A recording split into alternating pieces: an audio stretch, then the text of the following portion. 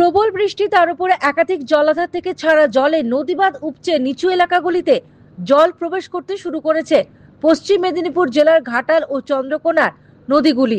নদীর জলে প্লাবিত হয়েছে চন্দ্রকোনা ও ঘাটালের একাধিক নিচু এলাকা, যেমন ঘাটালের নিমপাতা, আনন্দপুর, ভাঙ্গাদহ, পান্না, এলাচক, হরিদাসপুর। চন্দ্রকোনার মানিককুণ্ডু, যাদবপুর ও ক্ষীরপাই সংলগ্ন এলাকায় জলের তলায় একাধিক এলাকা। ভয়াবহ বন্যার আশঙ্কা করছে ঘাটাল চন্দ্রকোনার বিস্তীর্ণ এলাকার মানুষজন। যাতায়াতের রাস্তা দিয়ে বয়ে যাচ্ছে জল, জলের তলায় রয়েছে বিঘার পর বিঘা কৃষি জমি। বন্যার ফলে চাষের ব্যাপক পরিমাণে একটা ক্ষতির আশঙ্কা করছেন কৃষকরা। রাস্তাঘাট জলমগ্ন থাকার কারণে জীবনের ঝুঁকি নিয়ে পায়ে হেঁটে বা বাইক ও সাইকেল নিয়ে যাতায়াত করতে হচ্ছে সাধারণ মানুষকে। তবে প্রশাসনের তরফ থেকে মাইকিং প্রচার চালানো হচ্ছে এবং নজরদারি চালানো হচ্ছে সমস্ত দিকেই। আমাদের খুবই খারাপ। কি মনে হচ্ছে, জল কমছে না? আমাদের পরিস্থিতি এমনই খারাপ, সবজি গেল, ধান যেতে বসেছে।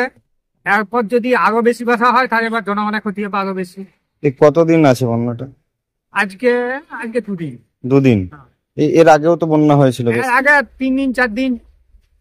Bureau report, United India news.